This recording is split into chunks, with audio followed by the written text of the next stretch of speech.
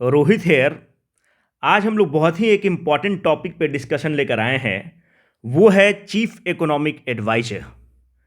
जो अभी chief economic adviser resign कर दिए थे, उनका टेन्योर खत्म हो गया था, तो उसके बाद से वो पोस्ट वैकेंट था और चीफ इकोनॉमिक एडवाइजर जो हैं नए नियुक्त हुए हैं। जो चीफ इकोनॉमिक एडवाइजर अभी जो नियुक्त हुए हैं उनका नाम है doctor V Anant Nageswaran. Dr. V. Anant Nageshwaran is the new chief economic advisor of the India, and it is a very good news for us because we needed a permanent chief economic advisor during this turmoil, during this economic turmoil.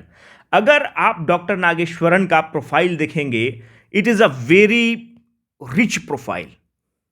It is a very मतलब remarkable profile he is having. He has done his PGDM, जो post graduate diploma in management होता है, वो IIM Ahmedabad से किया है इन्होंने। PhD chief economic adviser साहब ने यूनिवर्सिटी ऑफ मैसाचुसेट्स से किया है। ही इज द को founder of the Takshashila institution. Takshashila institution is a well known in think tank है, बहुत एक रेपुटेड थिंक टैंक है, उसके ये को फाउंडर रहे हैं।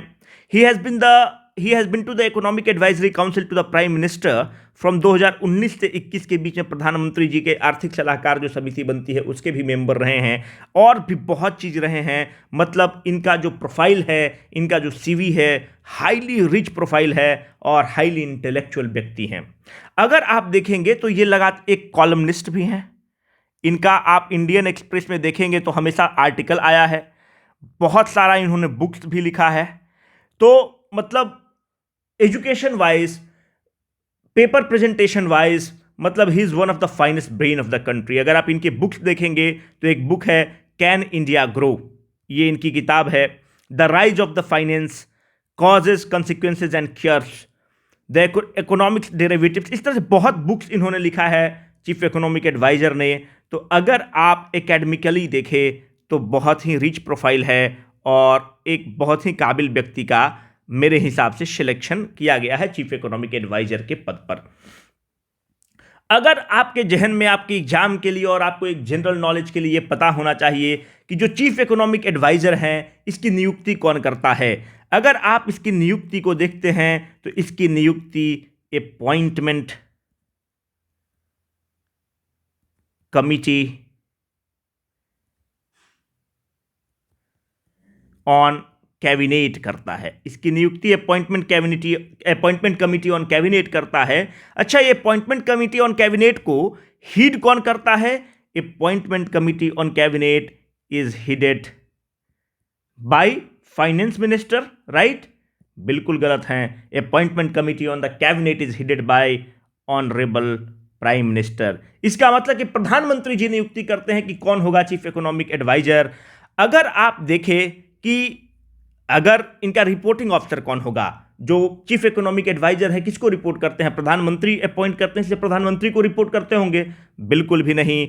जो बॉस ऑफ CA जो हैं वो हैं मिनिस्टर ऑफ फाइनेंस, उनको ये डायरेक्टली रिपोर्ट करेंगे।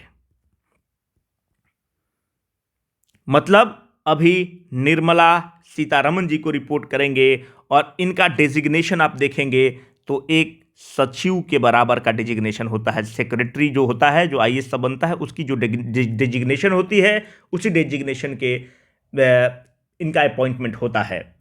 अब इनका बॉस तो हमें पता चल गया, पर CA के अंदर क्या क्या आता है अगर आपने देखा होगा, अगर आपने इकोनॉमिक्स लेकर आपने पढ़ाई की है तो UPSC एक एग्ज़ाम कंडक्ट करती है, उसका नाम है इंडियन इकोनॉमिक सर्विस। तो इंडियन इकोनॉमिक सर्विस जो पूरी जो कैडर एलोकेशन है, सब चीज़ है, उसके बॉस चीफ इकोनॉमिक एडवाइजर होते हैं। मिनिस्ट्री ऑफ फाइनेंस के अंदर एक विभाग है जिसका नाम है इकोनॉमिक डिवीज़न। अब मैं बताऊंगा कि इकोनॉमिक डिवीज़न करता क्या है।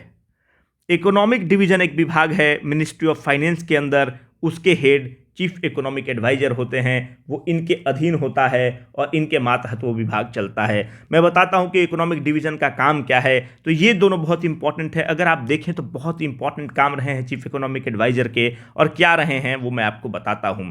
अगर tenure, posting and the power of chief economic adviser देखें तो यहीं पे इसमें जो नेगेटिव एस्पेक्ट्स हैं यहीं से निकलते हैं। नेगेटिव एस्पेक्ट्स क्या है? अगर आप टेन्योर देखें तो इनका फिक्स टेन्योर नहीं होता है, जैसे सीएजी का फिक्स टेन्योर होता है, चीफ इलेक्शन कमीशन का फिक्स टेन्योर होता है, जज ऑफ द सुप्रीम कोर्ट का फिक्स टेन्योर होता है। उस तरह से इनका टेन्योर फिक्स नहीं होता है। इनका टेन्योर प्रधानमंत्री जी, जो अपॉइंटमेंट कमिटी ऑन कैबिनेट है, वो डिसाइड करती है जब इनको अपॉइंटमेंट लेटर देती है।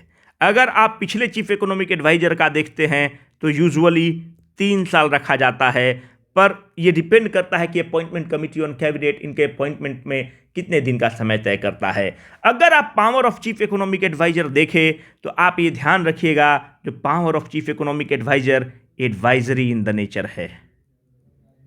एडवाइजरी इन द नेचर का मतलब क्या होता है? इसलिए भी एडवाइजरी है क्योंकि जो चीफ इकोनॉमिक एडवाइजर का जो पद है वो कॉन्स्टिट्यूशनल पद या स्टैच्यूटरी पद नहीं है। कॉन्स्टिट्यूशनल पद क्या है? जैसे सीएजी एक कॉन्स्टिट्यूशनल पद हो जाएगा, चीफ इलेक्शन कमिश्नर एक कॉन्स्टिट्यूशनल पद हो जाएगा, यूपीएससी चेयरमैन, ये संविधान में इनका आर्टिकल के थ्रू ये इनका पावर डेल्व किया हुआ है कि आपका पावर ये है, आपका ड्यूटी ये है, आपकी नियुक्ति ऐसे होगी। तो जो बॉडी संविधान से जिनका जेनेसिस है उसको आप कॉन्स्टिट्यूशनल पद कहते हैं। जो बॉडी जो पार्लियामेंट के कानून से बना हुआ है और उसके थ्रू उसको पावर दिया गया है, उस बॉडी को आप स्टैच्यूटरी बॉडी कहते हैं। तो याद रखिए, सीए का एक डिमेरिट ये है कि ना तो ये कॉन्स्टिट्यूशनल बॉडी है, ना ही एक स्टैच्यूटरी बॉडी है। इसलिए इसका जो भी एडवाइस है, जो भी सलाह है, वो मंत्री जी पर निर्भर करता है कि वो इसके सलाह को मानेंगे या डस्टबिन में, कूड़ेदान में डालेंगे। तो ये एक इसका नेगेटिव एस्पेक्ट है। अगर वर्क ऑफ सीए देखें कि क्या काम करते हैं चीफ इकोनॉमिक एडवाइजर, हमने अभी आपको बताया कि the chief economic adviser heads the economic division under the department of economic affairs. तो जो इकोनॉमिक डिवीजन है, अगर मुख्य काम इसका क्या है, देखिए, अगर बजट के पहले इकोनॉमिक सर्वे को प्रेजेंट किया जाता है,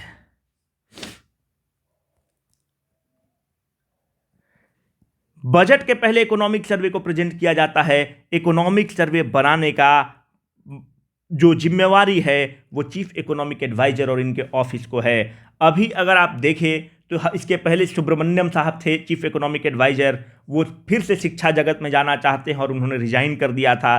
तो अभी चीफ इकोनॉमिक एडवाइजर का पद खाली था। तो अभी जो अपना इकोनॉमिक सर्वे आ रहा है, जो कमिंग इकोनॉमिक सर्वे है, पहले इकोनॉमिक सर्वे अभी हम लोग फिर उस पर डिस्कस करेंगे, 2 वॉल्यूम में आता था, वॉल्यूम 1 और वॉल्यूम 2। इस बार 1 वॉल्यूम में आ रहा है और चीफ इकोनॉमिक एडवाइजर का पद वैकेंट था।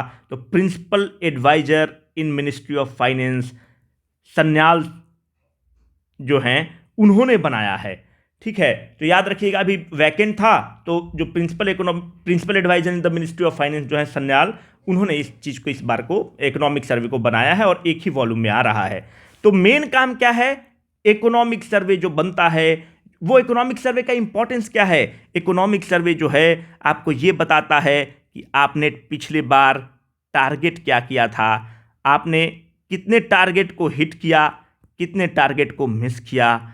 तो ये आपको एक कंप्लीट एनालिसिस देता है और बिना एनालिसिस के आप कोई भी पॉलिसी नहीं बना सकते हैं। तो हिट और मिस बताएगा कि आपने कितने टारगेट को हिट किया अपने पॉलिसी से, तो उसको कंटिन्यू करिए, कितने चीज़ मिस हो गए तो उसके लिए आप नया पॉलिसी बनाइए। और भी आप देखिए तो बहुत सारे काम हैं चीफ इकोनॉमिक एडवाइजर के। अभी जो ग्लोबल डाउनटर्न चल रहा है, जो ग्लोबल क्राइसिस हो रहा है, उसमें भारत का क्या स्टैंड होना चाहिए, भारत को क्या पॉलिसी फ्रेम करना चाहिए, ये सब चीफ इकोनॉमिक एडवाइजर डील करते हैं।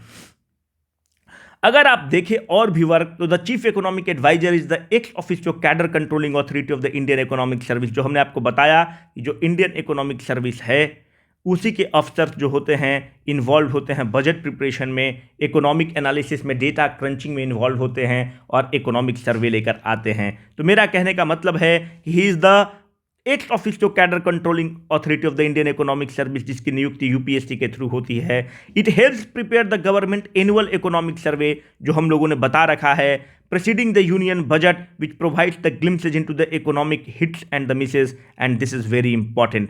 बिना इकोनॉमिक सर्वे का आप प्रॉपर एनालिसिस नहीं कर पाएंगे।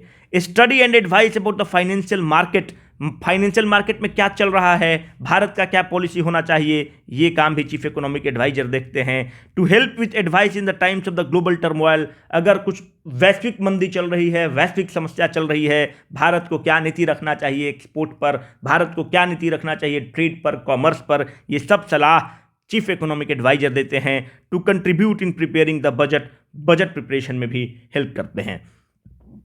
अगर आप critical analysis of the post of the chief economic adviser देखें तो आप ये पाते हैं कि इनका एडवाइस बाइंडिंग नहीं होता है, और ये एक बहुत बड़ी समस्या है।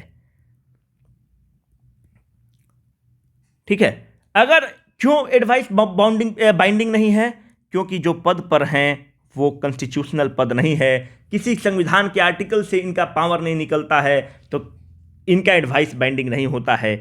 नहीं पार्लियामेंट के कोई स्टैट्यूट से बने हुए हैं, लॉ से बने हुए हैं, तो वहाँ से भी इनको कोई पावर डेल्व नहीं होता है, मात्र एक सलाहकारी बॉडी है, मात्र सलाह देता है। वो फाइनेंस मिनिस्टर पर निर्भर करता है, और फाइनेंस मिनिस्टर के जो बाबू होते हैं सेक्रेटरी सब, वो सब जो ज्ञान देंगे फाइनेंस मिनिस्टर को, वो ज़्यादा मानते हैं, ना ही कि इतने बड़े विद्वान का। यूजुअली ऐसा देखा गया कि कोई भी फाइनेंस मिनिस्टर हो यूजुअली अपने बाबूज की बात को ज़्यादा मानता है और ऐसे ऐसे एक्सपर्ट्स की बात को कम मानता है। इसीलिए आप रिसेंट ट्रेंड में देखें तो अरविंद सुब्रमण्यम ऐसे बड़े विद्वान ने भी अपना टेन्योर को एक्सटेंड करने के लिए नहीं बोला, वो चले गए। जो सुब्रमण्यम साहब इसके पहले थे, बहुत ही एक ब्राइट माइंड थे, वो भी चले गए। तो कहने का मतलब है कि ये एक क्रिटिसिज्म है कि इसका एडवाइस को आप मानते ही नहीं है, तो उतना बड़ा आदमी, जो उतना काबिल आदमी है, उसको लगता है कि जब आप मेरी एडवाइस को ही नहीं मानते हैं तो मुझे रखने का फ़ायदा क्या है आपको। No security of the tenure, ऐसा तो नहीं है। सीएजी का टेन्योर तो संविधान में फिक्स्ड है। आप सीएजी को कैसे हटा सकते हैं? एक जिस तरह से जज को इम्पीच किया जा सकता है वैसे ही आपको हटाना पड़ेगा। उसी तरह से यूपीएससी के केस में है, यूपीएससी के चेयरमैन को ऐसा नहीं कि आप हटा सकते हैं। तो वो सबका टेन्योर फिक्स्ड है। जब आप टेन्योर फिक्स्ड कर देते हैं तो वो बॉडी इंडिपेंडेंट हो जाती हैं, पर ऐसा इस केस में नहीं होता है। इतना महत्वपूर्ण काम करते हैं चीफ इकोनॉमिक एडवाइजर, पर ना इनका टेन्योर फिक्स्ड है, ना ही इनका कुछ पावर इतना ज़्यादा है। दूसरा है कि डोमिनेंस ऑफ द बाबूज। मैंने अभी आपको बताया कि इतने बड़े विद्वान हैं, इतने काबिल आदमी हैं, और यहाँ पे एक फाइनेंस मिनिस्टर हैं और यहाँ पर फाइनेंस मिनिस्टर के बाबूज हैं, finance secretary, expenditure secretary, 50 secretary हैं। अब अभी आपको बताया कि इनका बॉस कौन है चीफ इकोनॉमिक एडवाइजर का? Finance minister. इनका बॉस कौन है? Finance minister. फाइनेंस मिनिस्टर को दोनों का बात सुनना है। अब यूजुअली ये देखा गया है कि फाइनेंस मिनिस्टर बाबूज का बात को ज़्यादा मानती हैं बजाबते की एक्सपर्ट की। और जब आप एक्सपर्ट का बात, जो इतना काबिल आदमी है, इतना पढ़ा लिखा आदमी है, इतना किताब लिख चुका है, इतना पेपर प्रेजेंट कर चुका है, जब आप उनकी बात को नहीं मानते हैं तो उन्हें लगता है कि जब बाबूज की बात को ही मानना है तो हमारे इस पद पर रहने का क्या फ़ायदा। और आप देखते आ रहे हैं कि लगातार लोग टेन्योर एक्सटेंड की बात भी नहीं कर रहे हैं। तो इस तरह से बात चलता है। जैसे रिजर्व बैंक ऑफ इंडिया के गवर्नर को देखिए, Raghuram Rajan is one of the finest brain of the world. उनके जगह एक आईएएस अभी एक बाबू हैं। शक्तिकांत दास जी को गवर्नर बनाया गया है। दोनों में आसमान जमीन का अंतर है। तो मेरा ये कहने का मतलब है कि डोमिनेंस ऑफ बाबूज भी एक कारण है जिसके चलते चीफ इकोनॉमिक एडवाइजर्स का उतना नहीं चल रहा है। पॉलिटिकल पोस्ट हो चुका है। अगर आप देखें तो यूजुअली आजकल उन लोगों का अपॉइंटमेंट हो रहा है चीफ इकोनॉमिक एडवाइजर के पद पर, क्योंकि अपॉइंटमेंट कमिटी ऑन कैबिनेट को करना है, जो सरकार की फेवर में आर्टिकल लिखते हो। कोई भी सरकार हो, ऐसा नहीं कि बीजेपी की सरकार, कांग्रेस की सरकार, सपा बसपा, कोई भी सरकार हो, आप अगर देखते हैं तो वो उन्हीं लोगों की नियुक्ति करते हैं जो सरकार का पक्ष में आर्टिकल लिखते हैं, सरकार का पक्ष में बात रखते हैं, सरकार का क्रिटिसिज्म करने वालों का कभी भी नियुक्ति नहीं करते हैं। उनके काबिलियत पर बहुत नियुक्ति नहीं होती है। आप जैसे उदाहरण के तौर पर वो उन लोगों की नियुक्ति करेंगे जो फॉर्मूला का समर्थन कर रहे हैं, डिमोनेटाइजेशन का समर्थन कर रहे हैं, तो ऐसे लोगों को अपॉइंट करते हैं जो गवर्नमेंट के पॉलिसीज को सपोर्ट करते हैं, जबकि ऐसा नहीं होना चाहिए, न्यूट्रल होना चाहिए। तो ये भी एक कारण है।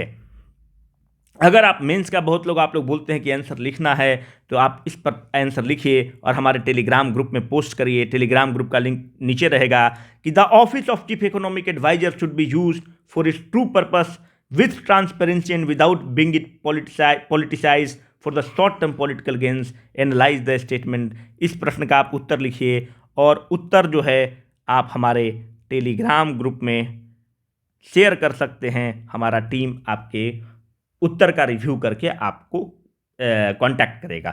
Thank you very much.